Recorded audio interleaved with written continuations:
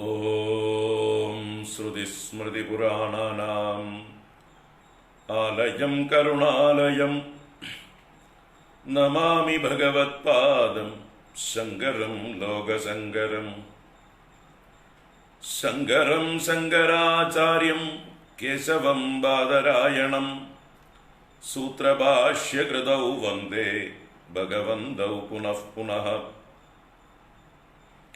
ഈശ്വരോ ഗുരുരാത്മേതി മൂർത്തിഭേദ വിഭാഗിനേ വ്യോമവത് വ്യാപ്തദേഹായ ദക്ഷിണാമൂർത്തയേ നമഃ. സദാശിവസമാരംഭാം ശങ്കരാചാര്യമധ്യമാം അസ്മദാചാര്യപര്യന്താം വന്ദേ ഗുരുപരമ്പരാം.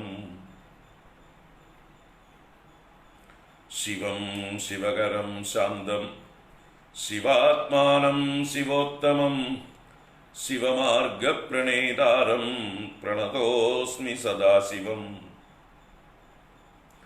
സർവമംഗളമാംഗല്യേ ശിവേ സർവാർത്ഥസാധികേ ശരണ്യേ ത്രംബകേ ഗൗരി നാരായണി നമോസ്തുതേ.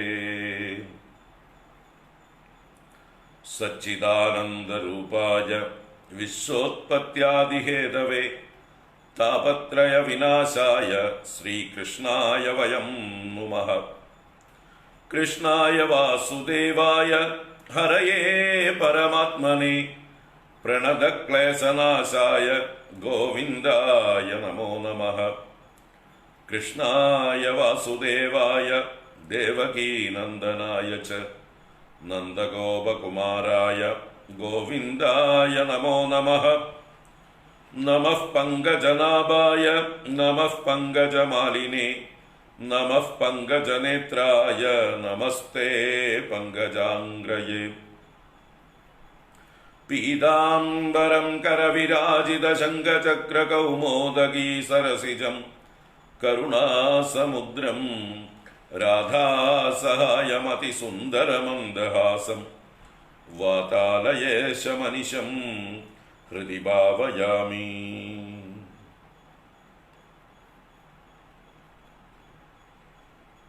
ഓം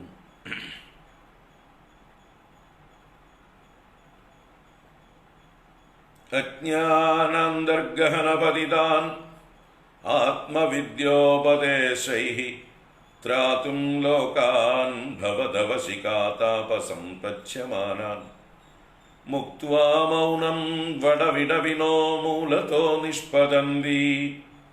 ശംഭോർമൂർത്തിശ്ചരതി ഭുവനെ ശങ്കരാചാര്യരൂപാ. ശംഭോർമൂർത്തിശ്ചരതി ഭുവനെ ശങ്കരാചാര്യരൂപാ.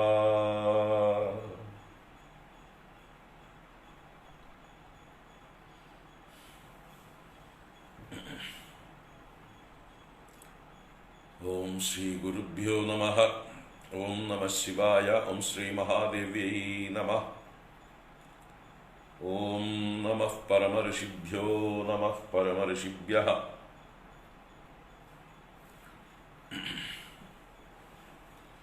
ഹരി ഓം ഹരി ഓം. എല്ലാവർക്കും നമസ്കാരം. എല്ലാവർക്കും സുപ്രഭാതം, ശുഭദിനം, സുസ്വാഗതം.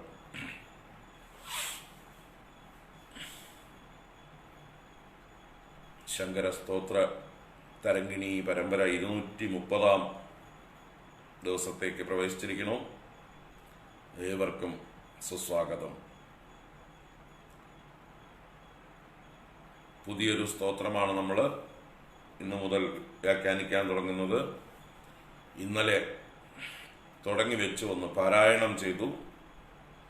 ത്രിപുരസുന്ദരി മാനസപൂജാ സ്തോത്രം. അതിമനോഹരമായിട്ടുള്ള വിശദമായിട്ടുള്ള ഒരു ധ്യാനാത്മകമായ മാനസപൂജ. മാനസപൂജ എന്ന് പറയുമ്പോൾ തന്നെ അതൊരു ധ്യാനാത്മകമാണ്. വളരെ വിസ്തരിച്ചാവുമ്പോൾ നമുക്കൊന്നുകൂടെ അതിൻ്റെ എല്ലാ ഡീറ്റെയിൽസിലേക്കും മനസ്സ് ചെലുത്താൻ സാധിക്കും. അത്രയും വർണ്ണനകളുണ്ട്. ഓരോ കാര്യങ്ങളിലേക്ക് ആചാര്യ ഭഗവത്പാദർ പോകുമ്പോഴും ഡീറ്റെയിൽ ആയിട്ടാണ് പോക്ക്, ചുരുക്കുന്നില്ല. 127 ശ്ലോകങ്ങളെ കൊണ്ടാണ് ഈ പൂജ, മാനസ പൂജ വർണ്ണിച്ചിരിക്കുന്നത്. ദേവിയുടെ ശ്രീചക്രത്തിൽ പൂജിക്കുന്ന നവാവരണ പൂജ എന്നൊക്കെ പ്രശസ്തമായിട്ടുള്ള പൂജകളുണ്ട്. ആ സമ്പ്രദായമാണ് ഇവിടെ മനസ്സുകൊണ്ട് മാനസ പൂജയായിട്ട് സമർപ്പിക്കുന്നത്. അപ്പോൾ ദേവിയെ പൂജിക്കുമ്പോൾ ദേവിയെ മാത്രമല്ല, ദേവിയുടെ വിഭൂതികളായിരിക്കുന്ന, ദേവിയുടെ ശക്തികളായിരിക്കുന്ന ആ ആളുകളെയും ഒക്കെ സങ്കല്പിച്ചുകൊണ്ടുള്ള പൂജകളുമുണ്ട് കൂട്ടത്തിൽ.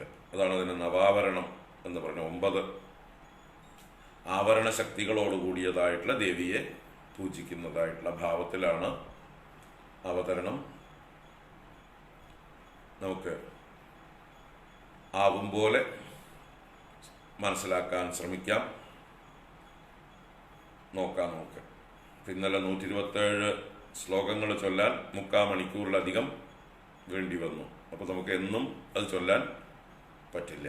അപ്പോൾ ഓരോ 10 15 ശ്ലോകങ്ങൾ വീതം ചൊല്ലിക്കൊണ്ട് പോകാം. ഇന്നത്തെ ദിവസം ആദ്യത്തെ 11 ശ്ലോകങ്ങൾ ചൊല്ലിയിട്ട് ആരംഭിക്കാം. ആ 11 ശ്ലോകങ്ങളെ കൊണ്ട് ആചാര്യ ഭഗവത്പാദർ നമ്മളെ ദേവിയുടെ രാജധാനി കാണിച്ചു തരികയാണ്. ശ്രീ മഹാരാജ്ഞിയായ ത്രിപുര സുന്ദരിയുടെ അമൃത സമുദ്ര മധ്യത്തിൽ മണിദ്വീപത്തിലുള്ളതായിട്ടുള്ള നന്ദനോദ്യാനത്തിലെ മണിമന്ദിരവും മണിമണ്ഡപവും ദേവിയുടെ വാസസ്ഥാനത്തേക്ക് നമ്മളെ കൂട്ടിക്കൊണ്ടുപോകണം. മനസ്സുകൊണ്ട് ദേവിയെ സന്ദർശിക്കാനും ദേവിയെ പൂജിക്കാനുമായിട്ട് നമുക്ക് മനസ്സുകൊണ്ട് അവിടെ ചെന്ന് പൂജിക്കാം. അപ്പം അതിന് ദേവിയുടെ അടുത്തേക്ക് നമ്മളെ നയിക്കുകയാണ് പടിപടിയായിട്ട്. വർണ്ണിച്ച് ദേവിയുടെ വാസസ്ഥാനത്തെ തന്നെ 10 ശ്ലോകങ്ങളോളം വർണ്ണിച്ചിട്ടാണ് അവിടേക്ക് നമ്മളെ കൊണ്ടുപോകുന്നത് മനസ്സുകൊണ്ട്. പിന്നെ അവിടെ നടക്കുന്നതായിട്ടുള്ള കാര്യങ്ങൾ, ബ്രഹ്മാദി ദേവന്മാര് കോടിക്കണക്കിന് എന്ന് പറയാം, അവരൊക്കെ വന്ന് അവരുടെ വാഹനങ്ങളൊക്കെ വളരെ ദൂരത്ത് നിർത്തി കാൽനടയായി വന്ന് ദേവിയുടെ ദർശനത്തിനായിക്കൊണ്ട് കാത്തു നിൽക്കുന്നതായിട്ടുള്ള ആ ഒരു രംഗത്തേക്കാണ് നമ്മളെ കൊണ്ടുപോകുന്നത്. അനേക കോടി ബ്രഹ്മാണ്ടങ്ങളുണ്ട്. അനേക കോടി ബ്രഹ്മാണ്ടങ്ങളിൽ നിന്ന് വന്ന ഓരോ ബ്രഹ്മാണ്ടത്തിനും ഓരോ ബ്രഹ്മാവ്, ഓരോ വിഷ്ണു മുതലായവരുണ്ടാവും. അവരുടെയൊക്കെ ഭാര്യമാരുണ്ടാവും. അപ്പൊ അതുപോലെ അനേക ഇന്ദ്രന്മാര്, ദേവസമൂഹങ്ങള്, ഇവരുടെയൊക്കെ തിരക്ക് ദേവിയുടെ ദർശനത്തിനായിക്കൊണ്ട് നമ്മളെങ്ങനെയാണോ ഗുരുവായൂരും തിരുപ്പതിയിലും ശബരിമലയിലും ഒക്കെ ദർശനത്തിന് പോയി തിരക്കുന്നത്, അതുപോലെ ദേവിയുടെ ദർശനത്തിനായിക്കൊണ്ട് ഈ ത്രിമൂർത്തികളടക്കമുള്ള ദേവന്മാരുടെ വൃന്ദങ്ങൾ നിരന്ന് നിൽക്കുന്നതായിട്ടുള്ളൊരു കാഴ്ചയോട് കൂടിയിട്ടാണ് നമ്മളെ ആ ദേവിയുടെ വാസസ്ഥാനത്തേക്ക് കൊണ്ടുപോകുന്നത്. അത് കഴിഞ്ഞ് പടിപടിയായിട്ട് ദേവിയുടെ ആ പൂജകളിലേക്ക് പ്രവേശിക്കുന്നു. നമുക്ക് നോക്കാം. ഇന്ന് ആദ്യത്തൊരു 11 ശ്ലോകങ്ങൾ ചൊല്ലാം. ഓം ശ്രീ മഹാദേവ്യൈ നമഃ. ഓം ശ്രീ മഹാത്രിപുരസുന്ദര്यै നമഃ. ഓം മമ ന ഭജനശക്തിഃ പാദയോസ്തേന ഭക്തിഃ ന ച വിഷയവിരക്തിഃ ധ്യാനയോഗേ ന സക്തിഃ. ഇതി മനസി സദാഹം ചിന്തയൻ ആദ്യശക്തേ രുചിരവചന പുഷ്പൈർ അർച്ചനം സഞ്ചിനോമി. വ്യാപ്തം ഹാടക വിഗ്രഹൈർ ജലചരൈർ ആരൂഢദേവവ്രജൈഃ പോതൈർ ആകുലിതാന്തരം മണിധരൈഃ ഭൂമിധരൈർഭൂഷിതം ആരക്താമൃതസിന്ധുമുദ്ദുരചലദ്വിജീചയ വ്യാകുലവ്യോമാനം പരിചിന്യ സന്തതമഹോ ചേതഃ കൃതാർത്തി ഭവ. തസ്മിന്നുജ്വലരത്നജാലവിലസത് കാന്തിച്ഛടാവിസ്ഫുടം കുർവാണം വിയദിന്ദ്രചാപനിജയൈഃ ആച്ഛാദിതം സർവതഃ. ഉച്ചൈഃ ശൃംഗനിഷണ്ണ ദിവ്യവനിതാ വൃന്ദാനന പ്രോല്ലസത് ഗീതാകർണന നിശ്ചലാഖില മൃഗം ദ്വീപം നമസ്കുർമഹേ.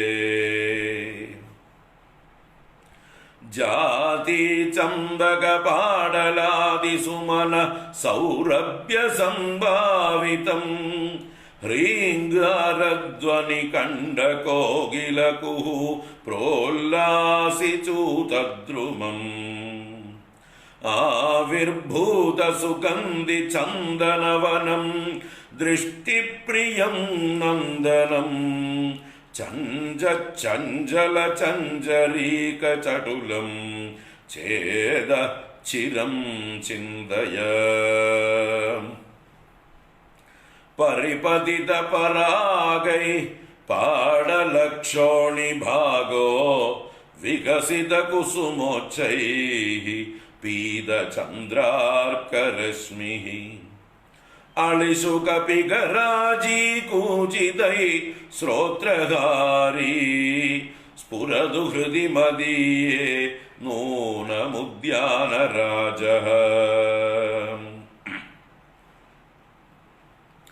രമ്യദ്വാരപുരപ്രചാരതമസാം സംഹാരകാരി പ്രഭ സ്ഫൂർജത്തോരണഭാരഹാരകമഹാ വിസ്താരഹാരദ്യുതേ ക്ഷോണീമണ്ഡലഹേ മഹാരവിലസത് സംസാരപാരപ്രദ പ്രോദ്യൽഭക്തമനോവിഹാര കനക പ്രാകാര തുഭ്യം നമഃ. ഉദ്യൽകാന്തികലാപകൽപിതനഭ സ്ഫൂജദ്വിധാനപ്രഭഃ സത്കൃഷ്ണാഗരുധൂപവാസിതവിയത് കാഷ്ടാന്തരേ വിസ്മൃതഃ സേവായാത സമസ്തദൈവതഗണൈഃ ആസേവ്യമാനോ നിശം സോയം ശ്രീമണിമണ്ഡപോനവരതം മച്ഛേതസിദ്ധ്യോദതാം. ക്വാപി പ്രോദ്ബടപത്മരാഗകിരണ വ്രാതേന സന്ധ്യായിതം കുത്രാപി സ്ഫുടവിസ്ഫുരന്മരകതദ്യുത്യ തമിശ്രായിതം. മദ്യാലംബി വിശാലമൗക്തികരുചാ ജ്യോത്സ്നായിതം കുത്രചിത് മാഗ ശ്രീമണിമന്ദിരം തവ സദാ വന്ദാമഹേ സുന്ദരം. ഉത്തുംഗാലയ വിസ്ഫുരന്മരകത പ്രോദ്യൽപ്രഭാമണ്ഡലാന്യാലോക്യാങ്കുരിതോത്സവൈർ നവതൃണാകീർണസ്ഥലീശങ്കയാ നീതോ വാജിഭിരുത്പദം ബദരദ സൂതേന തിഗ്മദ്യുതേഃ വൽഗാവൽഗിതഹസ്തമസ്തശിഖരം കഷ്ടൈരിതഃ പ്രാപ്യത്തെ മണിസദനസമുദ്യൽകാന്തിധാരാനുരക്തേ വിയതി ചരമസന്ധ്യാശങ്കിനോ ഭാനുരത്യാഃ ശിഥിലിതഗതകുപ്യൽ സൂതഹുങ്കാരനാദൈഃ കഥമപി മണിഗേഹാത് ഉച്ഛകൈരുച്ഛലന്തി ഭക്ത്യാ കിം नु സമർപ്പിതാനി ബഹുധാ രത്നാനി പാദോദിനാ കിം വാരോഹണ പർവതേന സദനം യൈർവിശ്വകർമാകരോത് ആജ്ഞാതം ഗിരിജേ കടാക്ഷകലയാ നൂനം ത്വയാ തോഷിതേ ശംഭോ നൃത്യതി നാഗരാജഭണിനാ കീർണാ മണിശ്രേണയഃ.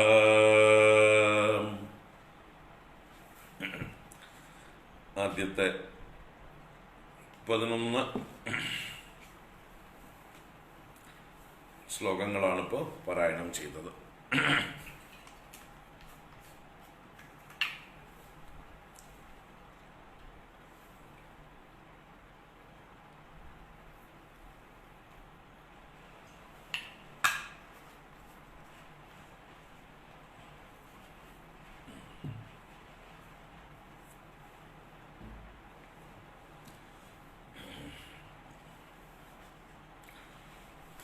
അപ്പോൾ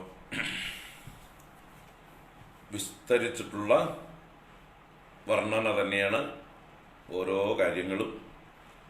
അതുകൊണ്ട് തന്നെ നമുക്ക് മനസ്സിരുത്തി ഈ സ്തോത്രം ചൊല്ലിയാൽ തന്നെ ആ ദേവിയെ എങ്ങനെ പ്രത്യക്ഷമായി അനുഭവിക്കാം.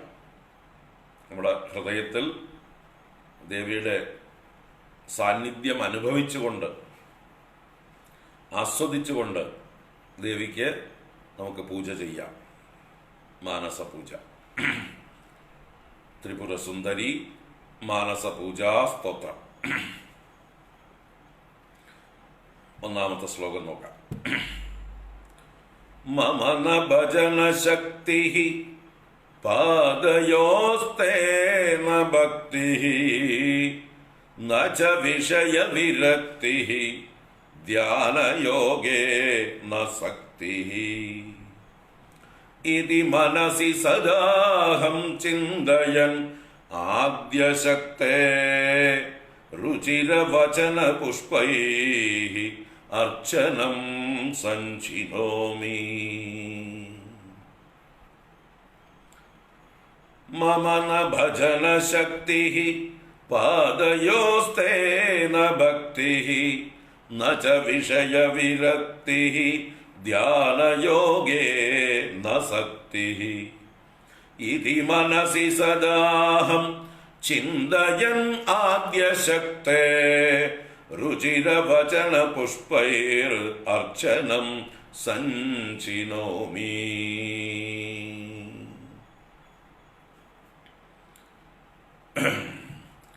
ഹരി ഓം. ഇതിൻ്റെ PDF ഫോർമാറ്റിലുള്ള ലിറിക്സ് വരികൾ പോസ്റ്റ് ചെയ്തിട്ടുണ്ട് നമ്മുടെ ഫേസ്ബുക്കിൽ. പക്ഷെ നിറയെ മിസ്റ്റേക്സ് ഉണ്ട്, അക്ഷരത്തെറ്റുകളുണ്ട് അതിൽ. അത് ഇവിടെ ക്ലാസ് കേൾക്കുമ്പോൾ കറക്റ്റ് ചെയ്യുക, എഴുതിയെടുത്തിട്ട് പിന്നെ ഒരു കറക്ഷൻ ആവശ്യമുണ്ട്. അത് ശ്രദ്ധാപൂർവം ചെയ്യുക. ഇവിടെ ക്ലാസ് കേൾക്കുമ്പോൾ ആ പദങ്ങളൊക്കെ മനസ്സിലാവും, അർത്ഥം വ്യക്തമാകും. അപ്പോൾ എവിടെയാണ് ആ പ്രിന്റിങ്ങിൽ മിസ്റ്റേക്ക് പറ്റിയിട്ടുള്ളത് എന്ന് അറിഞ്ഞുകൊണ്ട് തിരുത്തുക.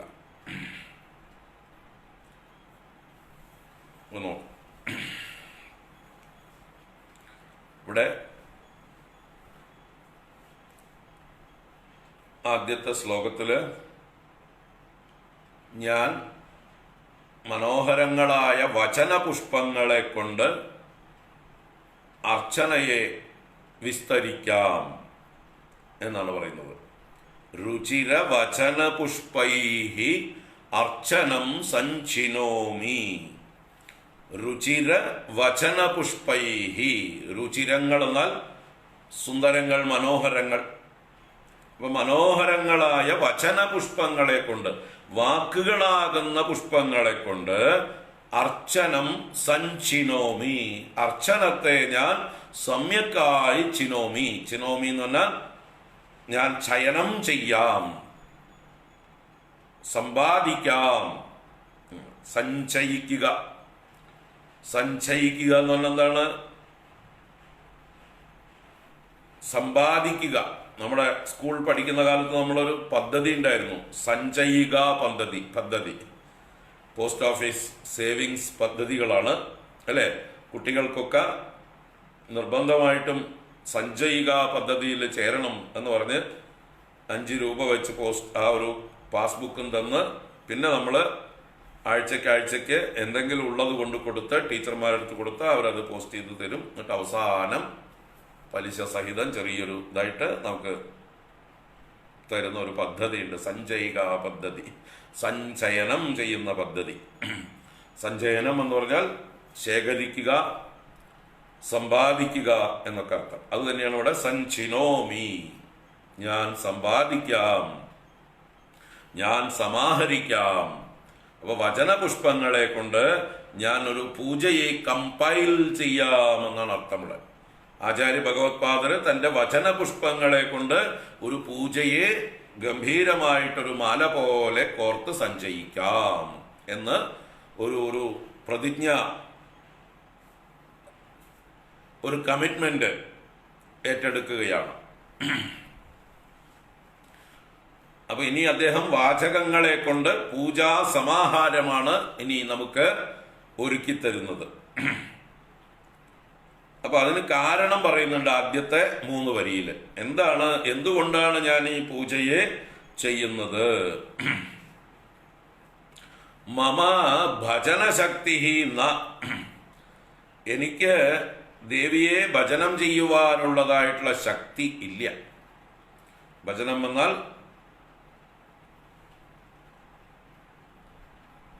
സേവ. ഭജ് സേവായാം. അപ്പൊ ദേവിയെ പല പ്രകാരത്തിൽ സേവിക്കുവാനുള്ളതായിട്ടുള്ള സാമർഥ്യം എനിക്കില്ല.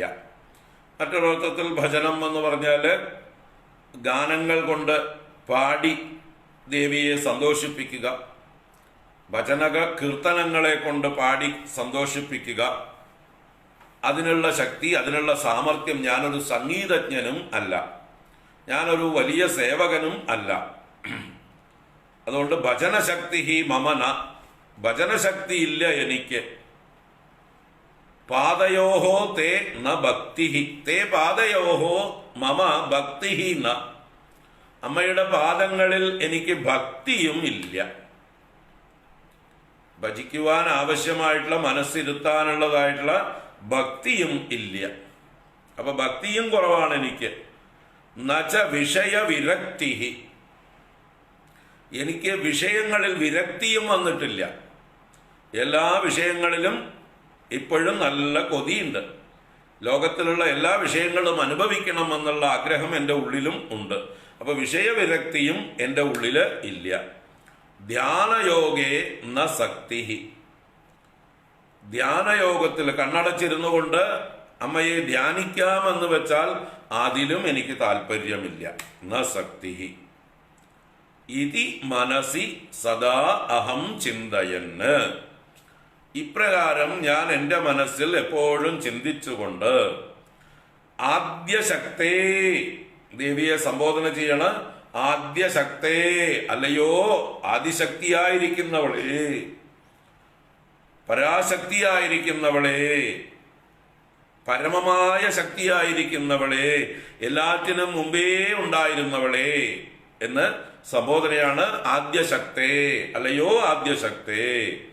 അപ്പൊ ഈ പറഞ്ഞതൊന്നും, ഈ പറഞ്ഞ യോഗ്യതകളും ശ്രദ്ധയുമൊന്നും ഇല്ലാത്തത് കൊണ്ട് രുചിരവചന പുഷ്പൈഹി അർച്ചനം സഞ്ചിനോമി, മനോഹരങ്ങളായ വാക്കുകളാകുന്ന പുഷ്പങ്ങളെ കൊണ്ട് ഞാനൊരു ദേവി പൂജയെ സഞ്ചയിക്കാം, സമാഹരിക്കാം, സമ്പാദിക്കാം എന്ന് പറയണം. അപ്പൊ എന്താ ഇവിടെ പറഞ്ഞതിന്റെ താല്പര്യം വെച്ചാല് ഓരോരുത്തർക്കും ദേവിയിലേക്ക് അല്ലെങ്കിൽ അവരവരുടെ ഇഷ്ടദേവതയിലേക്ക് മനസ്സിനെ എപ്പോഴും സമർപ്പിക്കാനായിക്കൊണ്ട് ഓരോ മാർഗങ്ങൾ.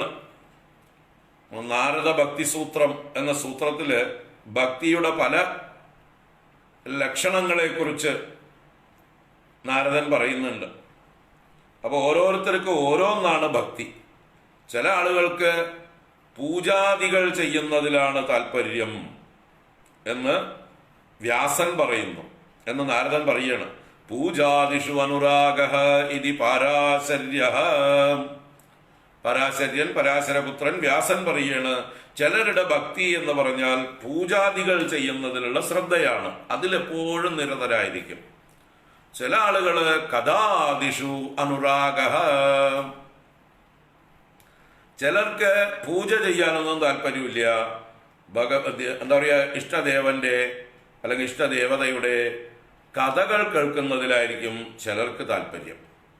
എപ്പോഴും ഭഗവാന്റെ കഥകൾ ഇങ്ങനെ പറഞ്ഞുകൊണ്ടിരിക്കുകയാണെങ്കിൽ അതിലിങ്ങനെ രമിച്ചിരിക്കും. പൂജ ചെയ്യാൻ പറഞ്ഞ അയ്യോ എനിക്ക് പൂജയൊന്നും ആവില്ല കേട്ടോ എന്ന് പറയും.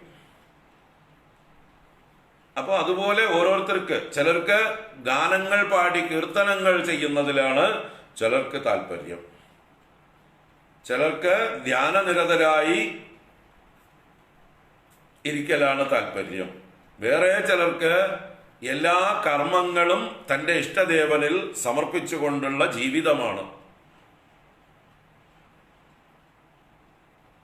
അപ്പൊ ഓരോരുത്തർക്കും ഓരോന്നാണ്. നാരദനാണ് പറയുന്നത്, നാരദസ്തു തദർപ്പിത അഖിലാചാരത. നാരദന്റെ അഭിപ്രായത്തില് ഭക്തി എന്ന് പറഞ്ഞാല് തദർപ്പിത അഖില ആചാരത, തന്റെ ഇഷ്ടദേവനിൽ തന്റെ ആചാരങ്ങളെ മുഴുവൻ സമർപ്പിച്ചിരിക്കുക. കായേന വാച മനസാ ഇന്ദ്രിയൈർവ ബുദ്ധി ആത്മനാവ പ്രകൃതേ സ്വഭാവാത് കരോമി യദ്യത് സകലം പരസ്മൈ നാരായണായേതി സമർപ്പയാമി. അപ്പൊ തന്റെ ഡ്യൂട്ടീസൊക്കെ ചെയ്യുന്നുണ്ട്. ആ ചെയ്യുന്ന ഡ്യൂട്ടീസൊക്കെ ഭഗവാൻ പ്രസാദിക്കട്ടെ, ഭഗവാന് പ്രീതികരമായി തീരട്ടെ എന്ന് വിചാരിച്ചുകൊണ്ട് സമർപ്പിക്കുന്ന കർമ്മയോഗികൾ. അപ്പൊ ഇങ്ങനെ ഭക്തിയിൽ തന്നെ പല ഭാവങ്ങളുണ്ട്. ഓരോരുത്തർക്കും ഓരോ രീതിയാണ് ഇഷ്ടം. ഇവിടെ എനിക്ക് ഭജനത്തിലോ ഭക്തി പാദസേവയിലോ എനിക്ക് ഭക്തിയില്ല, താല്പര്യമില്ല. എനിക്ക് വിഷയവിരക്തിയും വന്നിട്ടില്ല. അപ്പോ വിഷയവിരക്തി വന്നവർക്കുള്ളതാണ് ഏത് മാർഗം? ജ്ഞാനമാർഗം. ഭഗവത് തത്വത്തെക്കുറിച്ച് ഉപനിഷത്ത് ശ്രവണം, മനനം, നിധിധ്യാസനം ഇത്യാദി കാര്യങ്ങള് വിഷയവിരക്തി ഉള്ളവർക്കാണ്. ആ യോഗ്യതയുള്ള എന്താ പറയുക, സാധനാ ചതുഷ്ടയ സമ്പന്നരായിട്ടുള്ള അധികാരികൾക്കുള്ളതാണ് വേദാന്ത പഠനവും അതിന്റെ മാർഗവും ജ്ഞാനമാർഗവും. അപ്പൊ ജ്ഞാനമാർഗത്തിലോ ധ്യാനമാർഗത്തിലോ മറ്റ് ഭക്തിമാർഗങ്ങളിലോ ഒന്നും എനിക്ക് താല്പര്യമില്ല. പക്ഷെ എനിക്ക് പൂജയിൽ കുറച്ച് താല്പര്യമുണ്ട്. പൂജ ചെയ്യാൻ വലിയ ഇഷ്ടമാണ്. അപ്പൊ അതുകൊണ്ട് ഞാൻ വിസ്തരിച്ചൊരു പൂജയെ വാക്കുകളെ കൊണ്ട് ചെയ്യാം. അതും ദ്രവ്യങ്ങളെ കൊണ്ട് ചെയ്യാൻ എനിക്ക് നിവൃത്തിയില്ല, എൻ്റെ കയ്യിൽ ദ്രവ്യങ്ങളൊന്നുമില്ല. അപ്പൊ അതുകൊണ്ട് ഞാൻ എൻ്റെ വാക്കുകളാകുന്ന പുഷ്പങ്ങളെ കൊണ്ട് ദേവിക്കുള്ള പൂജയെ ചെയ്യാം എന്ന് പറഞ്ഞുകൊണ്ടാണ് ആരംഭിക്കുന്നത്. അപ്പൊ പൂജാദികളിൽ തൽപരരായിരിക്കുന്ന ആളുകൾക്ക് ഏറ്റവും വിശിഷ്ടമായിട്ടുള്ള ഒരു പൂജാ പദ്ധതിയാണിത്. വാക്കുകളെ കൊണ്ട് തന്നെ പൂജിക്കാം, മനസ്സുകൊണ്ട് പൂജിക്കാം. ഏറ്റവും ശ്രേഷ്ഠങ്ങളായിട്ടുള്ള വസ്തുക്കളൊക്കെ ഉപചാരങ്ങളായിട്ട് ദേവിക്ക് മനസ്സുകൊണ്ട് സമർപ്പിക്കാം. നമ്മൾക്ക് കായികമായിട്ടും അതുപോലെ സാമ്പത്തികമായിട്ടും ഒന്നും അതിന് ശേഷിയില്ലെങ്കിൽ, ഈ ദ്രവ്യങ്ങളൊന്നും സമാഹരിക്കാനും ദേവിക്ക് വിശിഷ്ടമായിട്ടുള്ള പൂജകൾ സമർപ്പിക്കാനുള്ളതായിട്ടുള്ള ശേഷിയില്ലെങ്കിൽ, കായികമായിട്ടും നമുക്ക് ശേഷി ഉണ്ടാവില്ല. ചിലപ്പോൾ വയസ്സായിട്ടുള്ള ആളുകൾക്ക് എന്താ പറയുക, പൂ പറിക്കാനോ പാത്രം കഴുകാനോ പൂജാദ്രവ്യങ്ങൾ ഒരുക്കാനോ ഒന്ന് ചമറം പടിഞ്ഞിരുന്ന് പൂജ ചെയ്യാനോ ഇന്ന് സാധിക്കില്ല പലർക്കും. അല്ലേ? ചമ്മറം പടിഞ്ഞിരിക്കാൻ പറ്റുന്നവരിപ്പോൾ എത്ര പേരുണ്ട്? വളരെ ചുരുങ്ങി ചുരുങ്ങി വരികയാണ്. പഴയ തലമുറയിലുള്ള ആളുകൾക്ക് മാത്രമേ ഇപ്പോൾ ചമ്മറം പടിഞ്ഞിരിക്കാൻ പറ്റുള്ളൂ. ഇപ്പോൾ ഒരു 50 വയസ്സിന് താഴെയുള്ളവർക്ക് ആർക്കും ചമ്മറം പടിഞ്ഞിരിക്കാൻ പ്രയാസമായിട്ടുണ്ട്. അപ്പോൾ പൂജയ്ക്ക് ഇരിക്കാൻ പോലും വയ്യ.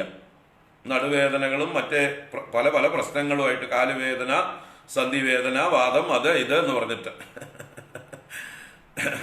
കുറച്ചു നേരം ഇരുന്ന് കഴിയുമ്പോഴേക്കും നടുവേദന തുടങ്ങും. അപ്പോൾ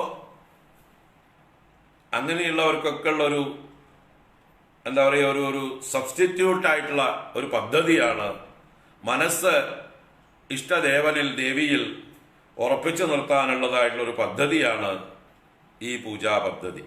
അതാണ് ഇവിടെ വർണ്ണിക്കുന്നത്.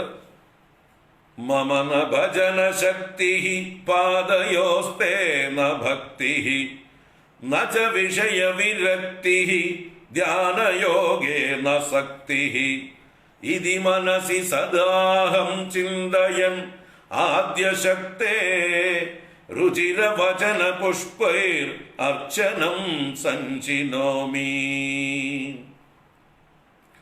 ദേവി ആദ്യശക്തി എന്ന് വിളിക്കുന്നതിലൂടെ ആർക്കാണ് പൂജ എന്നും കൂടി സൂചിപ്പിച്ചു. ആദ്യശക്തിയായ ദേവി, പരാശക്തിയായ ദേവി, ലോകത്തിന്റെ മുഴുവൻ പരമകാരണഭൂതയായ ദേവി, ദേവിക്കായിക്കൊണ്ട് ഞാനിതാ പൂജയെ, അർച്ചനയെ വാക്കുകളെ കൊണ്ട് ചെയ്യാം. എനിക്ക് ദേവിയെ എപ്പോഴും മനസ്സിൽ ധ്യാനിക്കണമെന്നുണ്ട്, ദേവിക്ക് സേവ ചെയ്യണമെന്നുണ്ട്. പക്ഷെ അതിനൊന്നും സാധിക്കുന്നില്ല. അപ്പൊ എന്നെ കൊണ്ടാവുന്ന പോലെ ഈ ഒരു പദ്ധതി ഞാൻ തെരഞ്ഞെടുത്തിരിക്കുന്നു എന്നിട്ട് ഇനി ഇതാ ആ കവി ആചാര്യ ഭഗവത് പാദർ മനസ്സുകൊണ്ട് എവിടേക്ക് പോകുന്നു?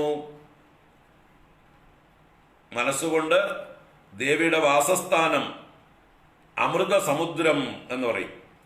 ഈ അമൃത സമുദ്രത്താൽ ചുറ്റപ്പെട്ടിട്ടാണ്, അതിന്റെ നടുവിലാണ് മണിദ്വീപം എന്ന് പറയുന്നതായിട്ടുള്ള ദേവിയുടെ ദ്വീപ വാസസ്ഥാനം. അതിലാണ് ദേവിയുടെ ചിന്താമണി ഗൃഹം എന്ന് പറയുന്നതായിട്ടുള്ള അതിമനോഹരമായിട്ടുള്ള മന്ദിരമെല്ലാം വരാൻ പോകുന്നത്. അപ്പൊ അവിടേക്ക് നമ്മളെ പതുക്കെ കൂട്ടിയിട്ട് പോവുകയാണ്. അപ്പൊ ആദ്യം പുറത്തുള്ളതായിട്ടുള്ള ദൃശ്യങ്ങൾ കണ്ടുകൊണ്ട്, അമൃത സമുദ്രത്തെ കണ്ടുകൊണ്ട് നമുക്ക് മണിദ്വീപത്തിലേക്ക് പോകാം. അപ്പൊ ആദ്യത്തെ ശ്ലോകം, അതായത് ഇവിടെ രണ്ടാമത്തെ ശ്ലോകം അമൃത സമുദ്രമാണ്. മനസ്സിനോട് തന്നെ അദ്ദേഹം പറയണം, അല്ലയോ മനസ്സേ, നീ ആ അമൃത സമുദ്രത്തെ മനസ്സിൽ ചിന്തിച്ചുകൊണ്ട് കൃതാർത്ഥനായി ഭവിച്ചാലും എത്തേണ്ടിടത്ത് എത്തി എന്ന് വിചാരിച്ചോളൂ. ആ അമൃത സമുദ്രത്തെ ചിന്തിക്കാൻ കഴിഞ്ഞാൽ തന്നെ നമ്മള് ദേവിയുടെ അടുത്തേക്ക് എത്തുകയായി. അപ്പൊ അതുകൊണ്ട് ചേതസ്സേ, നീ എത്തേണ്ടിടത്ത് എത്തിക്കഴിഞ്ഞിരിക്കണു, ലക്ഷ്യത്തിൽ എത്തിക്കഴിഞ്ഞിരിക്കണു എന്ന് വിചാരിച്ചുകൊണ്ട് കൃതാർത്ഥി ഭവ. അല്ലേ? നമ്മളിപ്പോ ഗുരുവായൂരിലേക്ക് പുറപ്പെട്ടു എന്ന് വിചാരിക്കുക. അപ്പൊ 2 മണിക്കൂർ യാത്രയുണ്ട് പാലക്കാട് നിന്ന്. അപ്പൊ വഴിനീളെ ട്രാഫിക്കൊക്കെ ബ്ലോക്കൊക്കെ ആണെങ്കിൽ, അല്ലെങ്കിൽ മഴ മുതലായിട്ടുള്ള ഉപദ്രവങ്ങൾ ഉണ്ടെങ്കിൽ, വഴിയിലൊക്കെ വെള്ളമൊക്കെ ഉണ്ടെങ്കിൽ ഒക്കെ നമുക്കൊരു ആൻസൈറ്റിയാണ്. പിഴാത്ത് എത്തുവോ എന്നൊക്കെ വിചാരിച്ചുകൊണ്ട് നമ്മൾ പോകാറുണ്ട്. അങ്ങനെയൊക്കെ ഉണ്ടായിട്ടുണ്ട്. നമ്മളെ പ്രളയകാലത്തൊക്കെ ഞങ്ങൾ ദേവീ മാഹാത്മ്യ തരംഗിണിയായിട്ട് ഓരോ ഭാഗത്തേക്ക് പോയിട്ടുള്ളത് നീന്തി കയറും പോലെയൊക്കെയാണ് പോയിട്ടുള്ളത്. വലിയ റിസ്ക് എടുത്തിട്ടൊക്കെയാണ് പോയിട്ടുള്ളത്.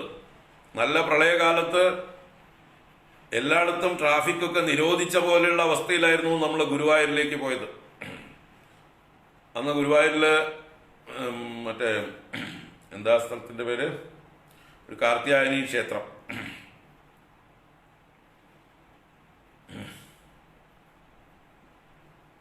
ആനക്കൊട്ടലിന്റെ അടുത്തുള്ള ഒരു കാർത്യായനി ക്ഷേത്രം, സ്ഥലപ്പേര് ഓർമ്മ വരില്ല പെട്ടെന്ന്.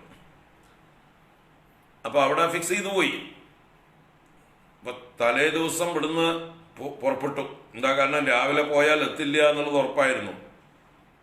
പോകുന്ന വഴിയില് എന്തൊരു മഴയായിരുന്നു, കണ്ണ് കാണാൻ വഴിയില്ലാതെ. സ്വാമിയും വേറെ 2-3 പേരാണ് കൂടെ ഉണ്ടായിരുന്നത് കാറില്. അപ്പോൾ ഓരോ ഭാഗത്തും നിർത്തിയിടേണ്ട പോലെയുള്ളതായിട്ടുള്ള അവസ്ഥ. രാത്രി 9 മണിക്കാണ് ഇവിടുന്ന് പുറപ്പെട്ടത്. രാത്രി 12 മണിയാകുമ്പോഴേക്ക് എത്തിയാൽ മതിയല്ലോ എന്ന് വിചാരിച്ചിട്ട് 12 മണിക്ക് എത്തുമോന്ന് പേടിയായി തുടങ്ങി. കാരണം ഓരോ ഭാഗത്തും വെള്ളം കവിഞ്ഞൊഴുകണം. പിന്നെ പട്ടാമ്പി പാലം എത്തിയപ്പോൾ ഏകദേശം മുട്ടിന് വെള്ളമുണ്ട്, പാലത്തിന്റെ മുകളിലൂടെ ഒഴുകണു. കാറ് ചിലപ്പോൾ ഒലിച്ചു പോകും, അതുപോലെയുള്ള വെള്ളമുണ്ട്. എങ്ങനെയോ ഓടിച്ചു കയറ്റി.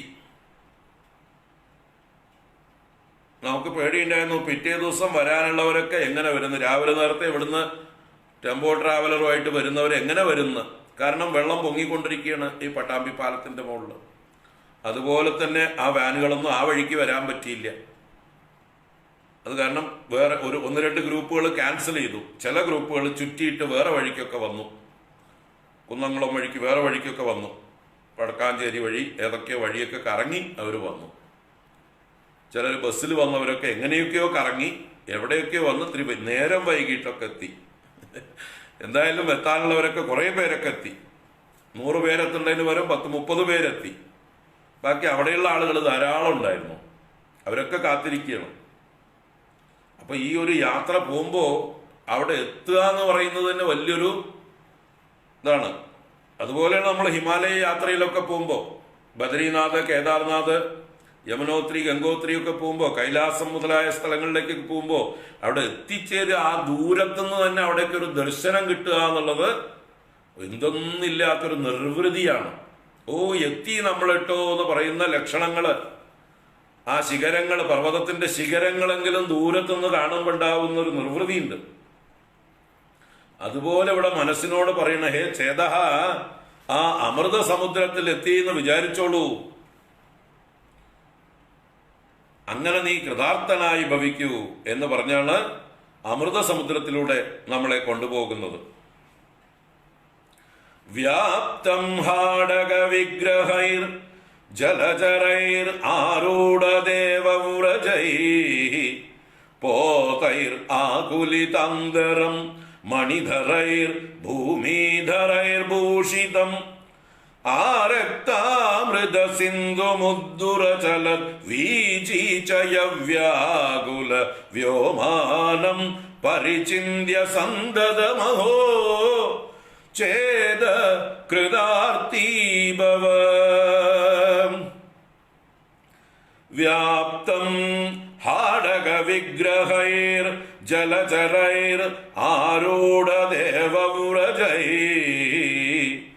പോതൈർ ആകുലിതാന്തരം മണിധരൈർ ഭൂമിധരൈർ ഭൂഷിതം ആരക്താമൃത സിന്ധുമുദ്ദുരചല വീചീചയ വ്യാകുല വ്യോമാനം പരിചിന്യ സന്തതമഹോ ചേത കൃതാർത്തീഭവ. ചേതഃ കൃതാർത്തീഭവ. അല്ലയോ ചേതസ്സേ, മനസ്സേ, നീ കൃതാർത്ഥനായി ഭവിച്ചാലും. എങ്ങനെ? സന്തതം പരിചിന്യ, എപ്പോഴും ചിന്തിച്ചുകൊണ്ട്. ഏതിനെ കൊണ്ട്? ആ അമൃത സിന്ധുവിനെ ചിന്തിച്ചുകൊണ്ട്.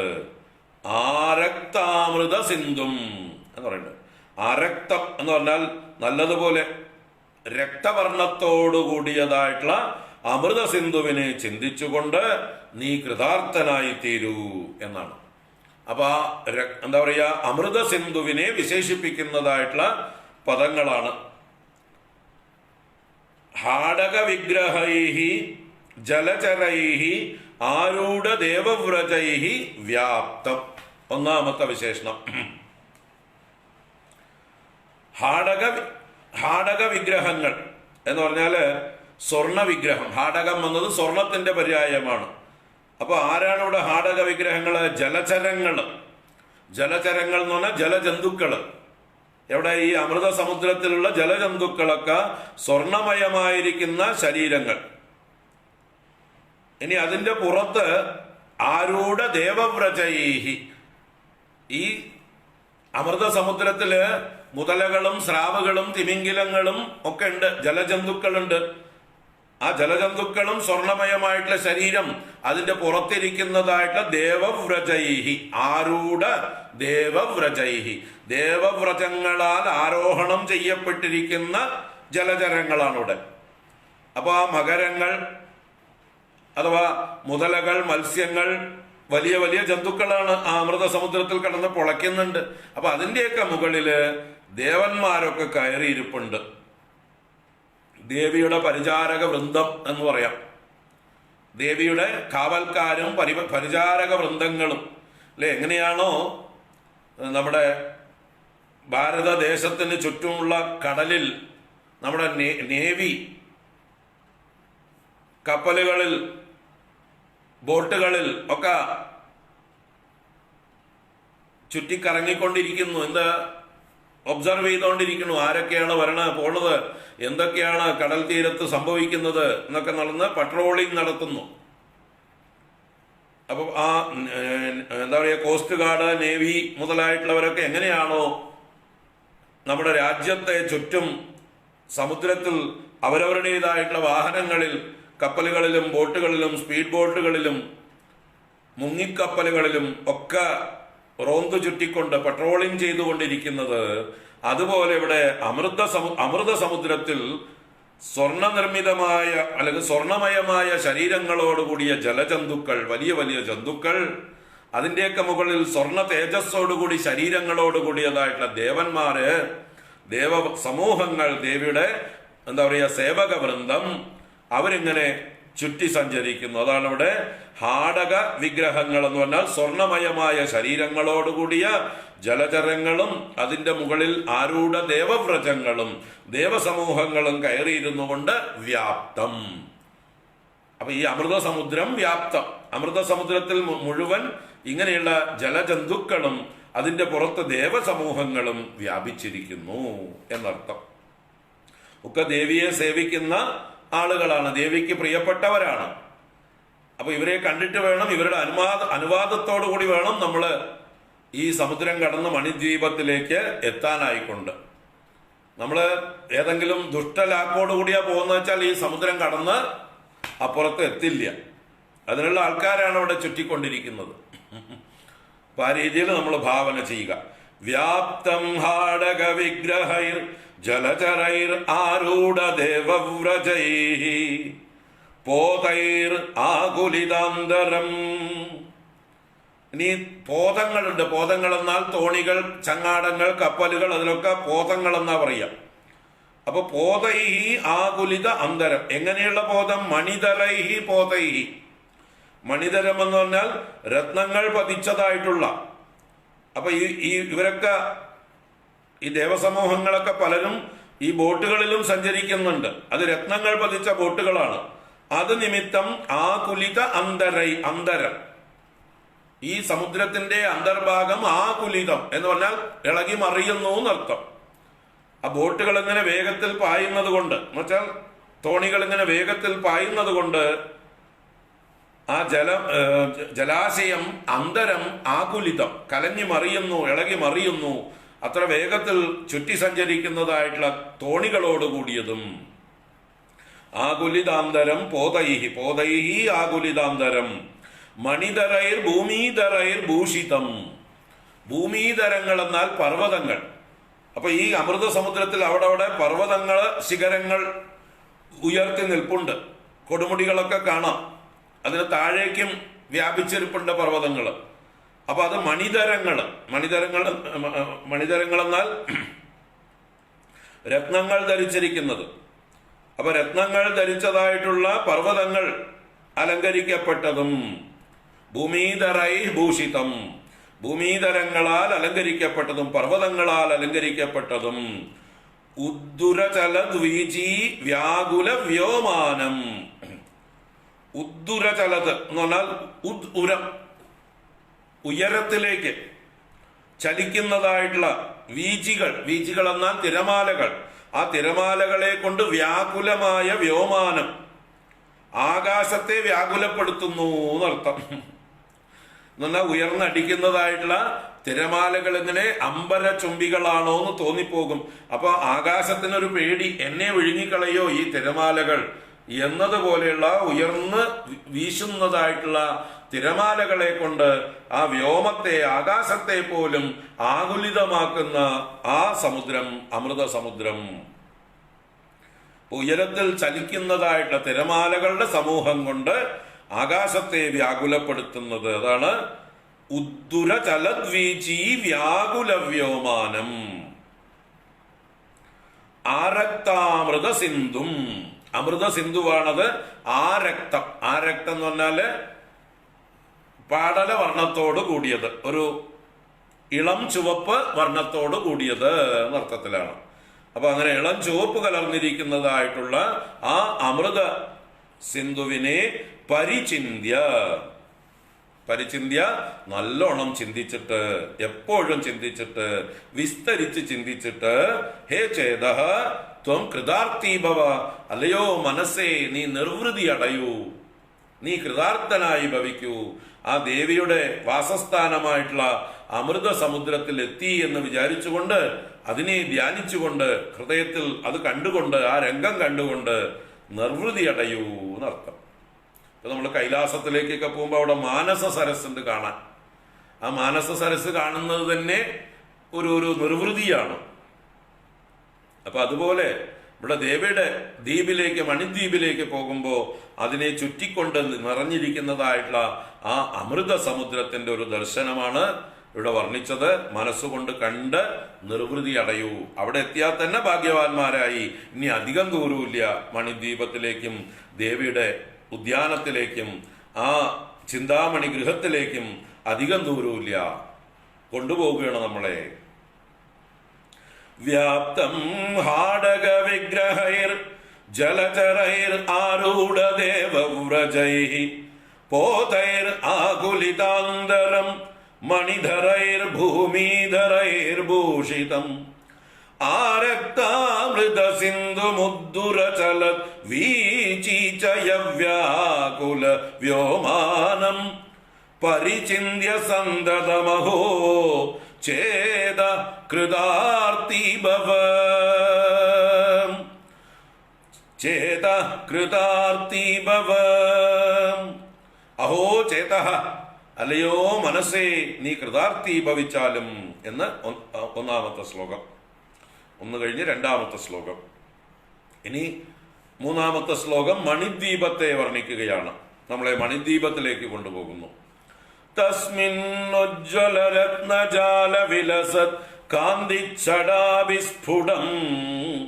കുർവാണം വിയദിന്ദ്രചാപ നിചയൈഃ ആച്ഛാദിതം സർവതഃ ഉച്ചൈ ശൃംഗനിഷണ്ണ ദിവ്യ വനിതാ വൃന്ദാനന പ്രോല്ലസത് ഗീതാകർണന നിശ്ചലാകില മൃഗം ദ്വീപം നമസ്കുർമഹേ. തസ്മിന്നുജ്വല രത്നജാല വിലസത് കാന്തിച്ഛടാഭിസ്ഫുടം കുർവാണം വിയദിന്ദ്രചാപ നിചയൈഃ ആച്ഛാദിതം സർവതഃ ഉച്ചൈ ശൃംഗനിഷണ്ണ ദിവ്യ വനിതാ വൃന്ദാനന പ്രോല്ലസത് ഗീതാകർണന നിശ്ചലാകില മൃഗം ദ്വീപം നമസ്കുർമഹേ. ദ്വീപം നമസ്കുർമഹേ.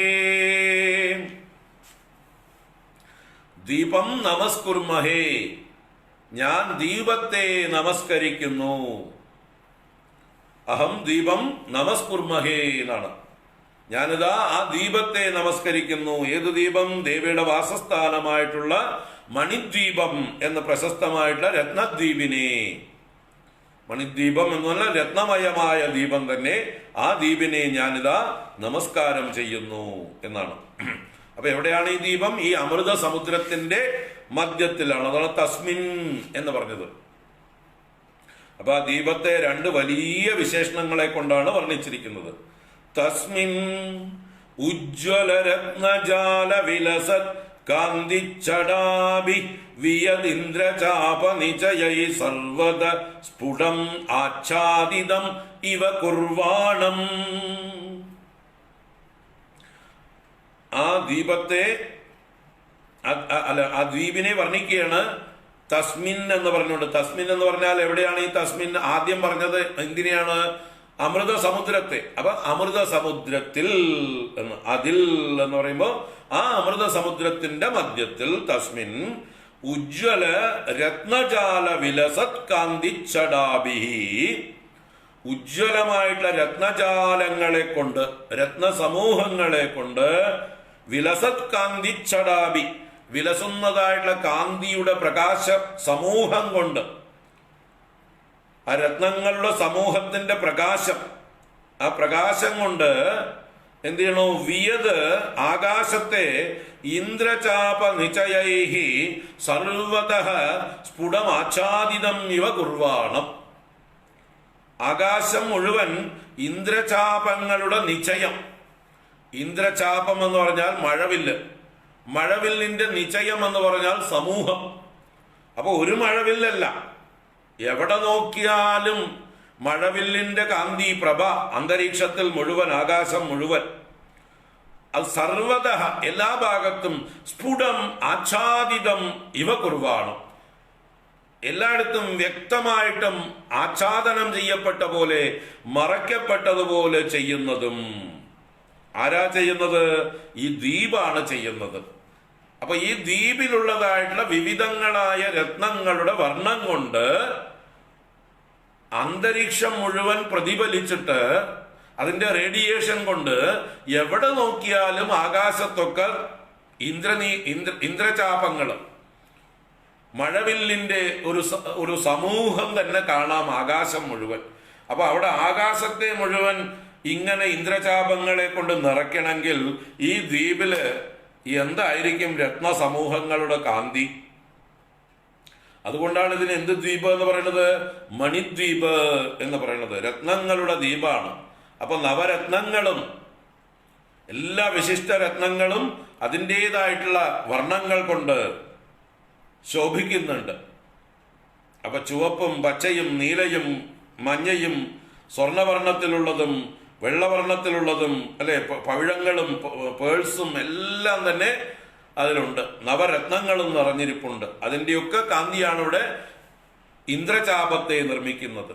അപ്പൊ ആ അന്തരീക്ഷം മുഴുവൻ അതിന്റെ റേഡിയേഷൻ അല്ലെ, നമ്മൾ LED ലൈറ്റ് ഇട്ട് ചെറുതായിട്ട് ഡെക്കറേറ്റ് ചെയ്താൽ തന്നെ അവിടെ മുഴുവൻ ഒരു വർണ്ണമയമായിരിക്കും. ചെറിയ ചെറിയ ലൈറ്റുകളാണ് നമ്മൾ ഡെക്കറേഷനായിട്ട് പല വിശേഷങ്ങൾക്കും അലങ്കരിക്കുക. അപ്പൊ തന്നെ ആകെ വർണ്ണമയമായിരിക്കും. ഇവിടെ രത്നങ്ങളുടെ സമൂഹത്തിന്റെ കാന്തി പ്രസരം കൊണ്ട് ആകാശം വരെ ഇതിന്റെ വികിരണങ്ങൾ വ്യാപിച്ചിരിക്കുന്നു. അങ്ങനെ എവിടെ നോക്കിയാലും മഴവില്ല് നിറഞ്ഞിരിക്കുന്നത് പോലെ എന്ന്. അതാണ് ഒന്നാമത്തെ വിശേഷണം. അപ്പൊ ഈ മണിദ്വീപത്തെ നമ്മൾ അങ്ങനെ വെറും ഒരു ദ്വീപായിട്ടല്ല കാണേണ്ടത്. ഒരു മരുഭൂമി പോലെയുള്ള ദ്വീപല്ല ഇത്. ആകെ വർണ്ണമയമായിട്ടുള്ള രത്നങ്ങളെ കൊണ്ടുള്ളതായിട്ടുള്ള പ്രകാശപൂർണമായിട്ടുള്ള ഒരു ദ്വീപ്. തസ്മിൻ ഉജ്ജ്വല രത്നജാല വിലസത് കാന്തിച്ചടാഭിഹി വിയദിന്ദ്രചാപ നിചയൈ സർവത സ്ഫുടമാച്ഛാദിതം ഇവ കുർവാണം. പിന്നെ ഉച്ചൈഹി ശൃംഗനിഷണ്ണ ദിവ്യ വനിതാവൃന്ദ ആനന പ്രോല്ലസത് ഗീതാകർണന നിശ്ചലാകില മൃഗം. ആ ദീപത്തെ ഒന്നുകൂടെ വിശേഷിപ്പിച്ചു. വലിയൊരു വിശേഷണമാണ്. എന്താണ്? ആ ദ്വീപിലുള്ള മൃഗങ്ങളൊക്കെ നിശ്ചലങ്ങളായിരിക്കുന്നു, ശില്പങ്ങളെ പോലെ നിൽക്കുന്നു. അതിനെന്താ കാരണം? അതിന് അവിടെയുള്ള എന്താ പറയുക, സുന്ദരികളായ ദേവസ്ത്രീകൾ, ദേവിയുടെ ദാസിമാരായിരിക്കുന്ന സ്ത്രീകൾ ഈ മണിദ്വീപിലുള്ള ഉയരങ്ങളുള്ളതായിട്ടുള്ള പർവ്വതങ്ങളുടെ കൊടുമുടികളിലൊക്കെ ഇരുന്നു കൊണ്ട് പാട്ടുപാടുകയാണ്. അവരുടെ ആ പാട്ടിന്റെ ആ സംഗീത മാധുര്യത്തിൽ ലയിച്ച് നിശ്ചേഷ്ടരായി സ്തബ്ധരായി നിൽക്കുന്നു അവിടെയുള്ള സർവ ജീവജാലങ്ങളും മൃഗങ്ങളൊക്കെ. അതിനെയാണ് അവിടെ വർണ്ണിക്കുന്നത്. ഉച്ചൈഹി ശൃംഗനിഷണ്ണം, ഉച്ചത്തിലുള്ളതായിട്ടുള്ള ഉയർന്നിരിക്കുന്നതായിട്ടുള്ള ശൃംഗങ്ങളിൽ നിഷണ്ണം, നിഷണ്ണന്മാരെന്ന് പറഞ്ഞാൽ നിശീതരായിരിക്കുന്നവർ, ഉപവിഷ്ടരായിരിക്കുന്ന ദിവ്യ വനിതാ വൃന്ദങ്ങൾ, ദിവ്യ വനിതകളുടെ വൃന്ദങ്ങൾ, ദേവവനിതകളുടെ കൂട്ടങ്ങൾ, ദേവിയുടെ ദാസികൾ, ദിവ്യ വനിതാ വൃന്ദങ്ങളുടെ ആനനം എന്ന് പറഞ്ഞാൽ മുഖം, അതിൽ നിന്ന് പ്രോല്ലസ ഗീത ആകർണന നിശ്ചല അഖില മൃഗം. അപ്പൊ ആ ദേവിമാരുടെ കൂട്ടത്തിന്റെ ആനനത്തിൽ നിന്ന്, മുഖത്തിൽ നിന്ന് പ്രോല്ലസിക്കുന്ന, ഉയർന്ന് പരിലസിക്കുന്നതായിട്ടുള്ള ഗീതം, സംഗീതമുണ്ട്. അത് ആകർണനം ചെയ്ത് കേട്ടിട്ട് നിശ്ചലമായിരിക്കുന്ന അഖില മൃഗം, അഖില മൃഗങ്ങളും നിശ്ചലമായിരിക്കുന്നു. അങ്ങനെയുള്ള ദീപം, ദീപത്തെ വിശേഷിപ്പിക്കണം. അപ്പൊ ദീപത്തിലുള്ള സർവ്വജീവജാലങ്ങളും ഒക്കെ ഒരു അത്ഭുത പരതന്ത്രരായിരിക്കുന്ന, ഒരു നിശ്ചലരായിരിക്കുന്ന, സ്തബ്ധരായിരിക്കുന്ന ഒരവസ്ഥയാണ്. അപ്പൊ അവിടെയുള്ള ആളുകളുടെ ഒരു ആനന്ദത്തെക്കുറിച്ചും അവിടെയുള്ള ഒരു അനുഭവത്തെക്കുറിച്ചും ഒരു സൂചന തരികയാണ്. ഉയരമുള്ളതായിട്ടുള്ള ശൃംഗങ്ങളിലിരിക്കുന്ന ദേവ സമാനന്മാരായിട്ടുള്ള ദേവികൾ, സ്ത്രീകൾ, അവർ ഉച്ചത്തിൽ പാടുന്നുണ്ട്. അവരുടെ ആ ഗാനം കേട്ട് അതിൽ ആനന്ദമഗ്നരായി ലയിച്ചിരിക്കുന്നതായിട്ടുള്ള മൃഗസമൂഹങ്ങളോട് കൂടിയതുമായിരിക്കുന്ന ആ ദീപത്തെ നമസ്കുർമഹേ, ഞാൻ നമസ്കരിക്കുന്നു, ഞങ്ങൾ നമസ്കരിക്കുന്നു എന്ന് വേണമെങ്കിൽ എടുക്കാം. നമ്മളെല്ലാവരും കൂടി നമുക്ക് പോയിട്ട് അവിടെ എത്തി അത് കാണുകയാണ്, ആസ്വദിക്കുകയാണ്. അപ്പൊ ആകാശം മുഴുവൻ ഇന്ദ്രനീല വർണ്ണത്തിൽ, അല്ല ഇന്ദ്രചാപ വർണ്ണത്തിൽ മഴവില്ലിന്റെ വർണ്ണങ്ങൾ വികിരണം ചെയ്തിരിക്കുന്നു. കാണാൻ കാഴ്ചയ്ക്കും മനോഹരം, കേൾക്കാൻ സംഗീത മാധുരി കൊണ്ടും അതിനും ആനന്ദദായകം. അപ്പൊ കണ്ണിനും കാതിനും ആനന്ദത്തെ നൽകുന്നതാണ് ദൂരത്തു നിന്ന് തന്നെ നോക്കുമ്പോൾ തന്നെ ഈ മണിദ്വീപം. ഇനി അവിടെ ചെന്നു കഴിഞ്ഞാൽ എന്തൊക്കെയാണ് അവിടെ അനുഭവം? എല്ലാ ഇന്ദ്രിയങ്ങൾക്കും ആനന്ദത്തെ നൽകുന്നതാണ്. ഇപ്പൊ ആദ്യത്തെ 2 ഇന്ദ്രിയങ്ങൾക്കുള്ളതായി, കണ്ണിനും കാതിനുമായി. ഇനിയും അവിടെ ചെല്ലുന്തോറും നമുക്ക് അനുഭവിക്കാനുള്ള വിഷയങ്ങള്, വർണ്ണനകള് തുടരുകയാണ്. നന്ദനം എന്നുള്ളതായിട്ടുള്ള ദേവിയുടെ ഉദ്യാനം, ആ ഉദ്യാനരാജനെ 2 ശ്ലോകങ്ങളെ കൊണ്ടാണ് വർണ്ണിക്കുന്നത്. 4ഉം 5ഉം ശ്ലോകങ്ങള് നന്ദനോദ്യാനത്തെയാണ് വർണ്ണിക്കുന്നത്.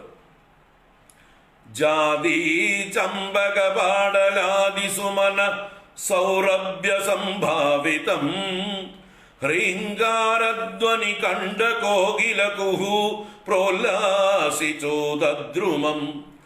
ആവിർഭൂത സുഗന്ധി ചന്ദനവനം ദൃഷ്ടിപ്രിയം നന്ദനം ചഞ്ചല ചഞ്ചരീക ചടുലം ചേത ചിരം ചിന്തയ. ജാതി ചമ്പക പാടലാദി സുമന സൗരഭ്യ സംഭാവിതം ഹ്രീങ്കാരധ്വനി കണ്ഠ കോകില കുഹു പ്രോല്ലാസിചൂദ്രുമം ആവിർഭൂത സുഗന്ധി ചന്ദനവനം ദൃഷ്ടിപ്രിയം നന്ദനം ചഞ്ചല ചഞ്ചരീക ചടുലം ചേത ചിരം ചിന്തയ. ഹേ ചേത ചിരം ചിന്തയ, സ്ഥിരമായി ചിന്തിക്കൂ. എന്തിനെ കുറിച്ച്? ആ നന്ദനം എന്ന ഉദ്യാനത്തെ, ദൃഷ്ടിപ്രിയം, കണ്ണിന് കൗതുകമായിരിക്കുന്നതായിട്ടുള്ള ആ നന്ദനവനത്തെ ചിരം ചിന്തയ ചേത, അല്ലയോ മനസ്സേ നിരന്തരം ചിന്തിച്ചാലും എന്നാണ് പറയുന്നത്. അപ്പൊ ആ നന്ദനത്തെ ഇവിടെ 5 വിശേഷണങ്ങളെ കൊണ്ടാണ് വർണ്ണിച്ചിരിക്കുന്നത്.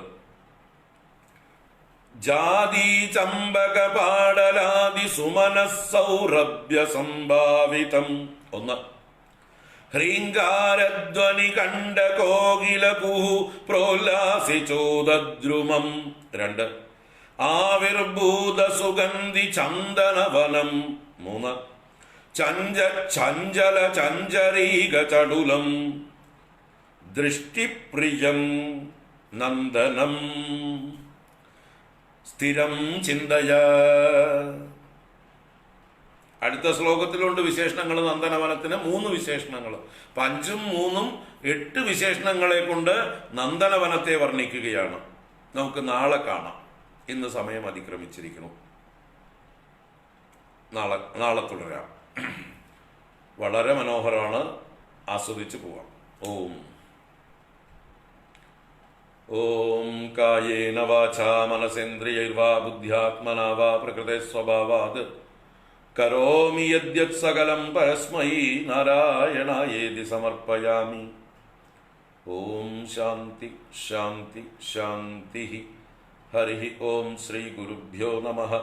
ഹരി ഓം നാരായണ.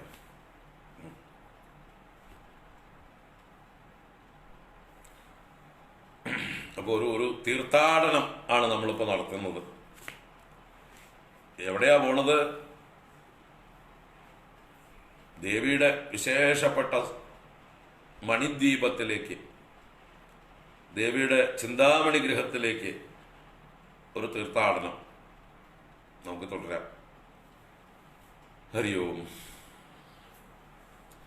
11 മണിക്ക് നാരായണീയത്തിൽ കാണാം. വൈകുന്നേരമുണ്ട് ഗീത. നാളെ തുടരാം.